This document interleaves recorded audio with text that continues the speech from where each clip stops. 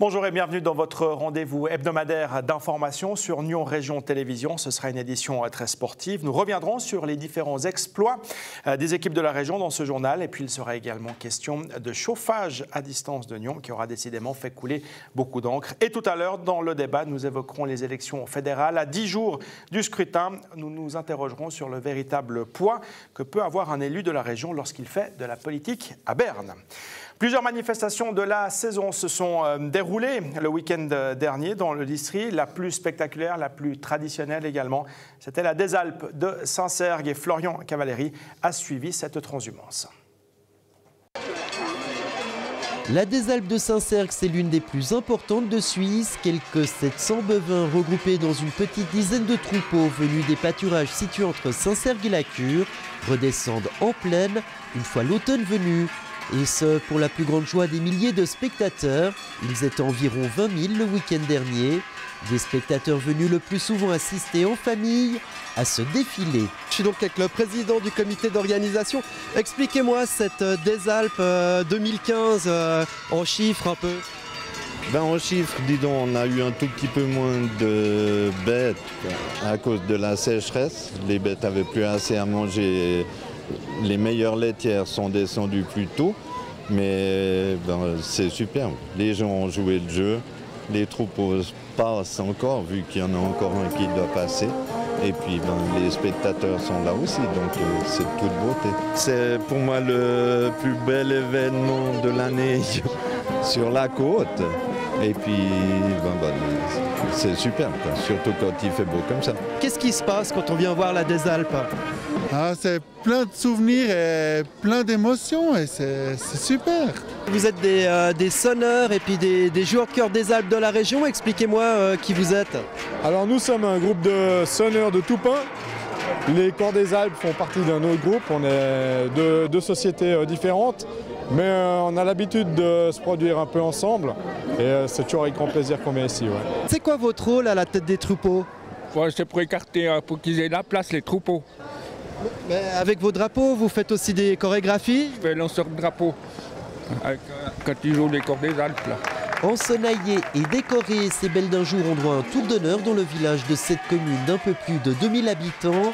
Artisans, stands, buvettes, animations et groupes folkloriques se chargent de divertir les participants à cette fête. Une fête qui marque pour les bergers la fin de l'été et de la saison d'alpage. Je suis le berger de la Barotte. Je suis berger, ça fait 11 ans. C'est mon métier. Et donc j'ai les devants pour suivre le troupeau.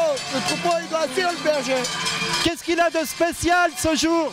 C'est un jour magnifique parce que le troupeau, il suit les bergers, il suit les patrons. Et c'est grandiose, c'est une fête. On monte le métier une fois par année. Et je crois que les gens, ils sont contents. Un événement traditionnel. Personnellement, je fais depuis plusieurs années, depuis que je suis tout petit. Donc que du bonheur, il fait beau, tout se passe bien, le troupeau va bien. Voilà. Salut, qu'est-ce que ça représente pour toi de faire la des Alpes? C'est de descendre les vaches. Tu veux en faire ton métier? Non, peut-être pas. C'est laquelle ta vache préférée? Les noires et blanches. Alors on est parti depuis les fritières. On a mis une bonne heure pour arriver à Saint-Sergue. Et là on va descendre par les chemins romains jusqu'à Tronche-Pied, après Chèvret. C'est quoi la difficulté de la des Alpes? C'est de marcher déjà. Et puis de contenir les vaches, c'est tout. Voilà. Vous avez la reine derrière vous, celle qui guide? Ouais, c'est ça. Il y en a plusieurs des reines. Hein. On y vient entre amis ou... Entre amis, copains, comme ça. Le but c'est de boire du blanc? Ouais, non, c'est de profiter de la journée. C'est une journée festive. Et comment on en profite justement? En étant avec les bonnes personnes, du bon vin et puis une bonne ambiance avec tout le monde.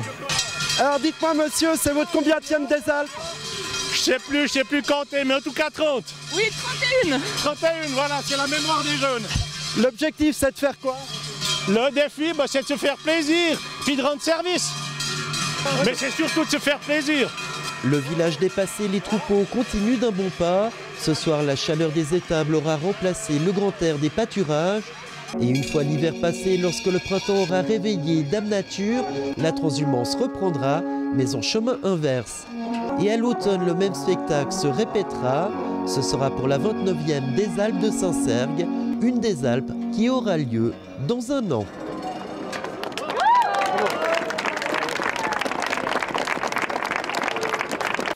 Voilà, toujours de très belles images de cette des Alpes. Et puis la population a également largement répondu à l'appel de la Société industrielle et commerciale de Nyon pour la fête de l'automne qui a pris place dans les rues du centre-ville. De nombreux commerçants locaux ont joué le jeu également et ont ainsi fêté l'automne avec comme thème cette année l'Oktoberfest. La bière, vous l'avez vu, a coulé à flot. Un orchestre bavarois était même de la partie. Le tout sous un soleil certes discret, mais toujours dans la bonne humeur. Et puis le vin était à l'honneur à l'occasion de la fête de la vigne, toujours dans les rues de Nyon. Alors où les vendanges arrivent gentiment à leur terme, dégustation et démonstration étaient au programme de cette journée, elle aussi largement suivie par la population de Nyon et de la région. Le feuilleton de la rentrée politique nyonnaise a connu son épilogue lundi soir. Lors de la séance du conseil communal, le projet de chauffage à distance semble désormais définitivement enterré après le refus du conseil communal d'accorder un crédit de 15 millions de francs pour ce projet dans le quartier des Jardins du Couchant. On vous retrouve à Nyon, Florian Cavalieri, dans la salle du conseil communal avec deux des protagonistes de ce dossier. Et oui Mike, nous sommes en direct depuis la salle du conseil communal où s'est peut-être scellé l'avenir des services industriels nyonnais. C'est en tout cas ce que l'on va tenter de savoir en compagnie de nos deux invités. Jackie Collomb qui est le rapporteur de minorité du dossier DSI et du chauffage à distance et Claude Dupertuis qui est le municipal justement en charge de ces services industriels. On va commencer par vous monsieur Jackie Collomb avec ce rapport de minorité. Est-ce que c'est vous qui avez enterré ce chauffage à distance nyonnais? Alors tout d'abord, je n'étais pas tout seul. Il y avait 44 votants qui m'ont suivi. Et je ne pense pas qu'on l'ait enterré, ce chauffage nyonnais. On a perdu un client au plus, qui représentait 8% de la valeur. Il y a d'autres clients potentiels. Pour vous, Claude Dupertuis, c'était important, ce premier quartier, ces 900 habitants et emplois, c'était ça qui donnait un signal positif pour que ce chauffage à distance soit pérenne? Alors oui, bien sûr, quand on a un projet, une construction de cette importance-là, si on démarre déjà avec un client potentiel de cette importance, ça pérennise et ça assied correctement le projet dès le départ. Si on démarre simplement pour nos écoles, eh bien toute la facture sera en charge à quelque part de la commune. Vous pouvez faire ainsi cette différence. C'est vrai, Jackie Collomb, en fait, on a l'impression quand même que le but de CSI, c'était de leur donner de l'indépendance, qu'ils soient rentables, et on s'étonne que la droite ait justement décidé de laisser ces services industriels dans le giron de la municipalité et de ne pas penser justement à ce retour sur investissement qui nous a été tant vendu par la municipalité. Alors on a parlé chauffage à distance, on n'a pas parlé des services industriels. Il y a actuellement un groupe de travail qui se penche sur la société anonyme, service industriel, société anonyme ou l'inverse. Et du coup, on est en train de biaiser un petit peu les choses parce qu'en accordant un crédit comme ça d'extension, on n'a plus besoin de la société anonyme. Claude Dupertuis, est-ce que vous pensez que le Conseil a été vexé que ce soit justement le privé qui tienne ce dossier en main? Alors, je ne sais pas si le Conseil était vexé, mais ce qui est désolant, c'est que une majorité du Conseil n'a pas voulu prendre en considération la faisabilité d'un chauffage à distance et l'avenir à travers ceci, malgré ce que dit M. Collomb, aussi l'avenir des services industriels, parce que on en parle depuis assez longtemps, depuis la libéralisation du marché de l'électricité, celle du gaz qui suit, la rentabilité des services industriels font pas comme neige au soleil, mais va en dégression. Et dans un certain nombre d'années, on sait très bien qu'on sera à la limite de devoir, j'exagère un tout petit peu, mais subventionner les services industriels pour qu'on ne soit pas en déficit, alors qu'à l'heure actuelle, c'est quand même un des fleurons de notre commune et participe aux rentrées d'argent frais dans notre commune, encore d'une façon subséquente, puisque c'est grosso modo 3 millions qui rentrent dans la caisse en 2014. Est-ce que le Conseil a été vexé? Peut-être certains ont été vexés, parce qu'on sait bien que notre Conseil communal est essentiellement, du moins pour une partie, formé d'ingénieurs et de financiers, qui ne le sont peut-être pas forcément, hein, mais qui ont toutes les connaissances, et surtout depuis qu'il y a Internet, on va chercher des informations sur Internet et on sait mieux que les bureaux d'ingénieurs ou les ingénieurs de la commune qui ont fait les études. Alors, sur ce plan-là, oui, ben, je comprends, M. Collomb, cette position de dire on n'a pas pu tout savoir, on n'a pas pu tout voir, mais sur ce plan-là, ils sont peut-être vexés. Moi, ce que j'ai envie de dire à propos de la vexation du Conseil, ça n'est pas du tout ça. Je pense que le Conseil a une façon de fonctionner qui est constante. On lui présente des projets au niveau de l'étude.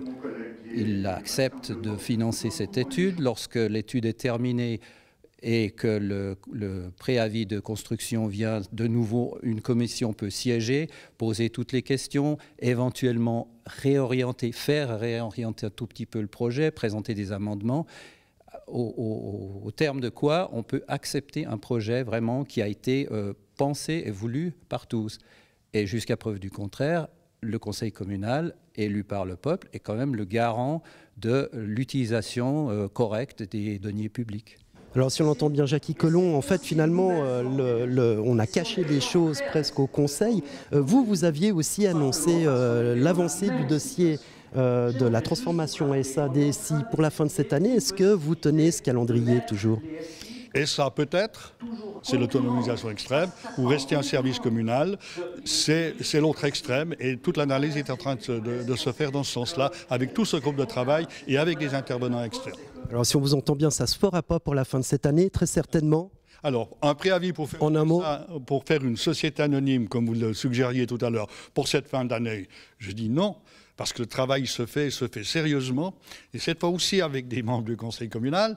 Mais je pense que dans le courant de cet hiver, on devrait voir un rapport, en tout cas, de ce groupe de travail pour pouvoir aller de l'avant. J'ai un bon espoir. Jackie Collomb, dernière question. Est-ce que c'était purement électoraliste, comme on a pu aussi le lire, cette décision, en 3 mots ? Ah, je vous attendais là-dessus. Alors, purement électoraliste de la part du Conseil ou purement électoraliste de la part de la municipalité qui désirait accrocher une médaille de plus à son tableau de législature. Moi, je n'entre pas dans ce débat-là. On a eu un dossier, on l'a jugé pas complet. On a vu dans la discussion du Conseil qu'il y avait énormément de doutes, de questions, une discussion de 3/4 d'heure au Conseil, c'est pas commun. Ça veut dire qu'il y a des lacunes dans l'information au Conseil. Et je pense que ça, c'était le signe que le dossier n'était pas très bien préparé. Maintenant, j'aimerais dire une dernière chose. En 3 mots. Concernant l'avenir des SI, on a tous appris quelque chose là-dedans. Les SI, certainement, le Conseil, j'espère la municipalité. La réflexion va se poursuivre. Il va y avoir d'autres idées qui vont sortir. Donc moi, je fais confiance à l'inventivité, au pouvoir de réaction de chacun pour qu'on repense ce projet et qu'on le représente d'une manière mieux formulée. SA ou service communal, finalement l'avenir des SI, c'est ici que ça va se décider, à la salle du conseil communal. Je vous remercie messieurs d'avoir participé à ce mini-débat et je vous rends la parole au studio. À vous Mike. Et puis bonne nouvelle pour le sport nyonnais, puisque ce même conseil communal a décidé d'augmenter sensiblement la subvention annuelle versée aux différents clubs. Une subvention essentiellement destinée à leurs jeunes membres de 300 000 francs. On va passer à 450 000 francs, soit quand même une augmentation de 50%. Alors Pierre-Alain Dupuis, vous êtes conseiller communal, mais également président de l'association des sociétés sportives nyonnaises. J'imagine votre satisfaction suite à ce vote. Yes, oui, grande satisfaction. Vous savez, Mike, qu'il y a 2 ans, le président de la SSN, donc je rappelle que c'est l'association des sociétés sportives de Nyon, Michel Girardet, avait exprimé une certaine lassitude, il cherchait un remplaçant. Alors bon, j'ai accepté ce rôle, mais en disant, si je reprends ça, je vais tenter de faire quelque chose pour le sport. Et après avoir bien écouté les présidents des sociétés, écouté leur doléances, j'ai trouvé que leur demande de subvention supplémentaire était parfaitement légitime. Nyon venait de faire une très belle opération avec l'UEFA, en signant un droit de superficie qui permettait à la ville de Nyon d'économiser à peu près 800 ou 900 000 francs par année. Je me suis dit, il faut rendre quelque chose au sport. Donc, augmentons cette subvention. Après, il a fallu avec bien sûr mon comité, il a fallu convaincre le service des sports et la municipale, Madame Schmutz, qui a rédigé un préavis. Alors elle est venue avec 100 000 francs, j'ai demandé à la commission de pousser encore à 150 000 et dans un esprit de dialogue très très positif, ça a passé 82 oui. Ouais. Un seul non, je pense que c'est quelqu'un qui s'est trompé de touche parce que c'est électronique. C'est quand même une belle victoire, pas tellement pour moi, mais pour le sport nyonnais. Bon, n'empêche que quand il s'agit d'aller demander de l'argent au conseil communal, on l'a vu ces derniers temps, c'est pas toujours facile, surtout quand on demande une sacrée augmentation. Qu'est-ce qui a fait la différence selon vous ? Bah, écoutez, il y a plusieurs choses. Tout d'abord, je crois que les gens, le conseil communal commence à comprendre que le sport, c'est quelque chose d'important dans une ville pour le bien-être de sa jeunesse, pour les activités sociales, pour l'intégration. Et puis, dans une période préélectorale, dire non comme ça au monde du sport, ça aurait été très très mal perçu par la population qui est formée d'électeurs. Donc je pense que ça a aussi été le bon moment pour présenter ce préavis. Il y a eu le 50e de la SSN la fin août. Vous pensez que c'est aussi une retombée finalement de ces festivités qui ont été largement suivies ?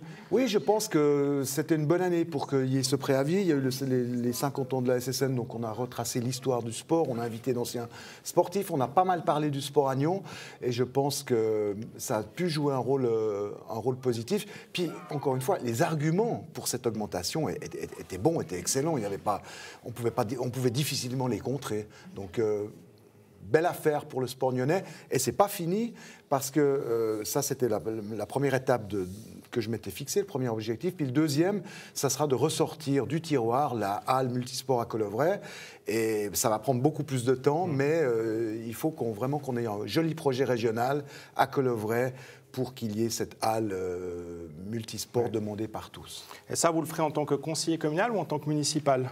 Parce que la question, elle est là, et tout le monde se la pose. Est-ce que vous allez, oui ou non, vous présenter à la municipalité ? Je vais répondre de la façon la plus sincère possible. Vous avez connu le métier que je connais, que je pratique, Mike, journaliste sportif. C'est un super métier. C'est un métier qui m'a permis de vivre des passions extraordinaires. Et encore aujourd'hui. Donc, de tout d'un coup, arrêter ce métier, ça me pose un problème.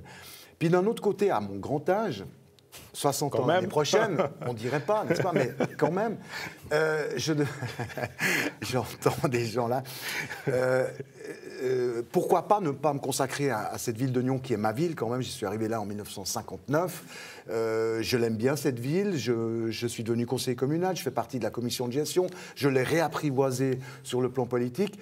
J'aime bien, je connais bien le syndic. Pourquoi pas ne pas être dans l'équipe des municipaux? Oui, c'est une hypothèse, c'est une piste, mais tout le monde le sait, pour être candidat municipal, il faut être soutenu. Or, j'appartiens à un parti, les Verts, qui appartiennent à eux-mêmes à la plateforme de gauche, puis à gauche, Dupuis, on s'en méfie un peu, pour une raison que j'ignore totalement, peut-être parce que j'avais un père qui était député libéral, peut-être aussi parce que je dis que les partis dans une ville comme Nyon, ça ne doit pas être si important que cela. C'est le respect, l'écoute, c'est le bon sens qui doit prévaloir. Donc, je n'ai pas encore le sentiment que l'entente de gauche, que la plateforme de gauche, pardon, soit très chaude à l'idée de me soutenir. Vous l'avez décidé ou pas? Non, c'est encore pas décidé. Je vous dis encore une dernière chose. Actuellement, la gauche a 5 sièges. D'accord ? Il va y en avoir un qui va s'en aller très vraisemblablement, c'est M. Dupertuis. Donc, il y en a 4 en lice, le syndic, Frémont-Canton, Schmutz et puis M. Maillard.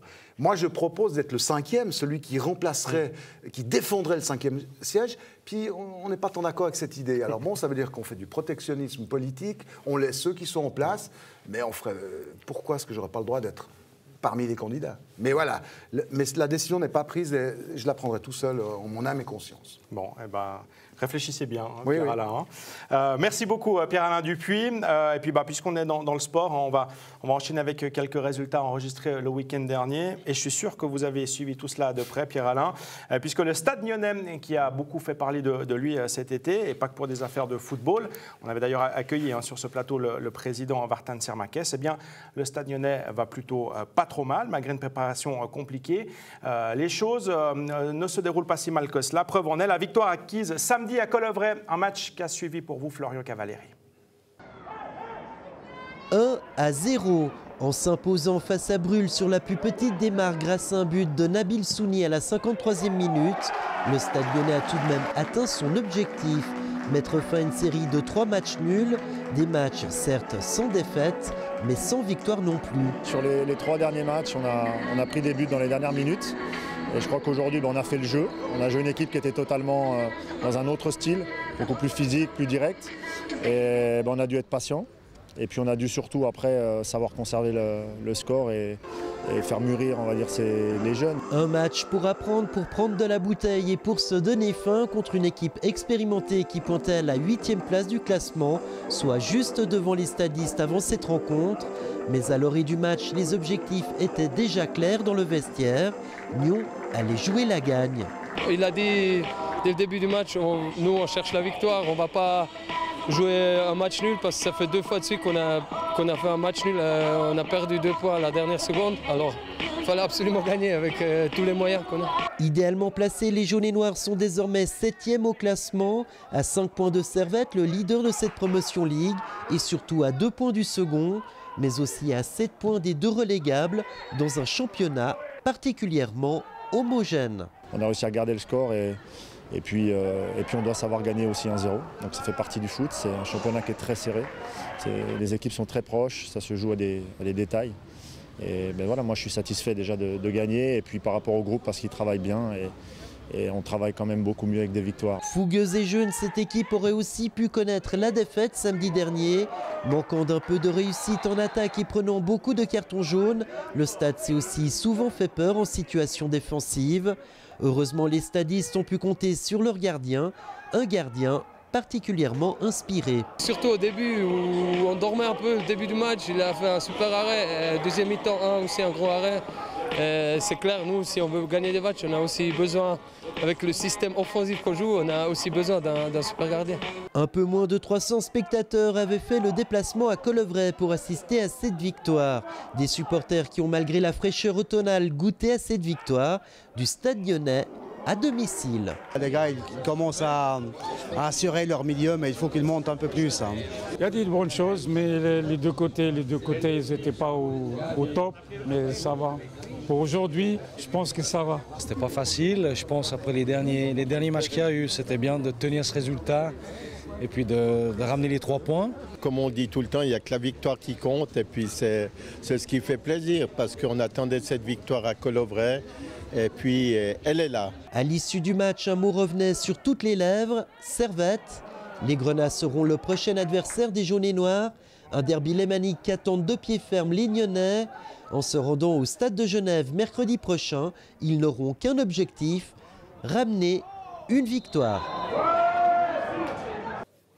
Un mot de basket également pour vous dire que le BBC Nyon a bien débuté son championnat de Ligue B. Une victoire lors de son déplacement à Lugano. Large succès 107-67. Les Nyonnais qui recevront Martigny samedi à la Salle du Rocher. Le début du match est fixé à 17h30.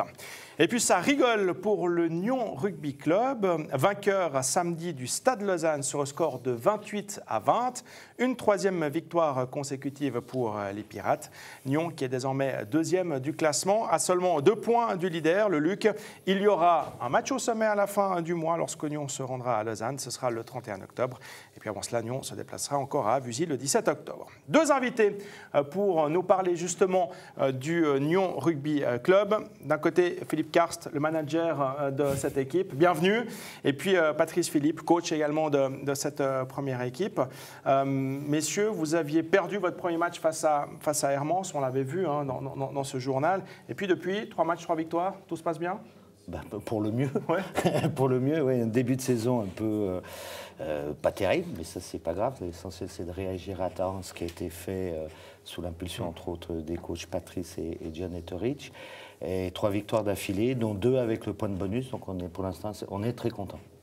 Alors, on se rappelle peut-être, vous aviez certainement vu cette interview de John Etheridge à l'issue de cette première rencontre perdue face à Hermance. Il parlait du manque de mental des joueurs. On va peut-être réécouter cette interview et on réagit là-dessus juste après. Tu pourrais être le meilleur physique au monde. Mais si tu es un mental de poisson rouge, tu ne vas jamais être un assassin. C'est pour changer là-dedans. Là c'est beaucoup plus le boulot là, d'avoir des muscles et les bras et la bête de scène. Hein. Bon, alors vous avez changé là-dedans, vous avez travaillé un peu là-dessus, ou bien c'était un accident de parcours à l'époque? C'était un accident de parcours. Je pense que c'était après le match de Hermans. Oui, exactement. Où on a dominé pendant 40 minutes, vraiment, où nous avons mené 19-3. Et puis malheureusement en seconde mi-temps, nous avons baissé un petit peu de régime, dû au manque de physique aussi, puisque c'était le premier match de la saison, manque de repères aussi. Un joueur qui a été suspendu sur un carton jaune, donc nous avons eu 2 cartons jaunes lors de la partie.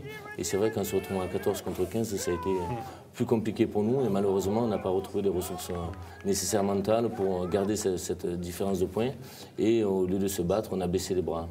Donc c'est vrai qu'on a travaillé là-dessus, sur ce côté mental un petit peu, d'essayer de se faire un petit peu, de se rebeller, quoi. Alors la machine, elle est lancée maintenant, ou est-ce qu'elle va s'arrêter? Elle s'arrêtera, j'espère. Tout en haut? Tout en haut. Disons que ce match d'Hermans aussi nous a fait le plus grand bien, puisque c'est peut-être grâce à ce match-là que nous avons pu enchaîner 3 victoires. Si on avait peut-être gagné ce match de Hermans, on n'aurait pas eu peut-être les ressources nécessaires pour gagner ce match contre Stade Lausanne le week-end dernier, où c'était un match quand même assez difficile. Je pense que nous avons franchi un palier, à nous maintenant de pouvoir le confirmer par la suite. L'objectif de la saison, concrètement, quel est-il? On essaie évidemment de gagner le plus de matchs possible, d'être tout en haut, d'être champion peut-être? Alors oui, l'objectif c'est de faire au moins, tout du moins la finale ou la demi-finale à Colovray. Et puis d'être champion et ramener enfin cette coupe qu'on n'a pas ramenée depuis 2008. La dernière fois qu'on l'a ramenée à Nyon, c'était avec Patrice comme entraîneur. Et de la ramener à Nyon pour que la fête soit vraiment belle. Bon, messieurs, si vous êtes là, c'est aussi pour parler plus largement du rugby. On est en pleine Coupe du Monde. Hein. Ça nous donne l'occasion de suivre des matchs de haut niveau sur la télévision française, par exemple, à des heures de prime time, hein, et pas uniquement le samedi après-midi ou le dimanche après-midi.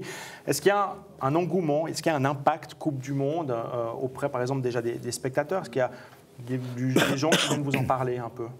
Il y a 4 ans, on avait eu un excellent retour, notamment au niveau de l'école de rugby, avec beaucoup de jeunes qui étaient venus s'initier, qui sont restés au rugby. On commence déjà à avoir des retombées au niveau du mouvement jeune. Et surtout, on a, puisque c'est une belle Coupe du Monde, on a l'image du rugby qui est mise en valeur et beaucoup de gens apprécient cette ambiance et puis notamment ce fair play, ce respect sur les terrains. Donc dans ce sens-là, on a un excellent retour au niveau du club. Ça, c'est quelque chose qui revient énormément, justement. Fair play, respect de l'adversaire, respect de l'arbitre aussi, beaucoup, qu'on ne trouve pas forcément dans tous les sports. Ce n'est pas des paroles en l'air, c'est une réalité sur le terrain, ça. Ah oui, tout à fait. Oui. Il y a un seul joueur sur le terrain peut parler à l'arbitre, c'est le capitaine.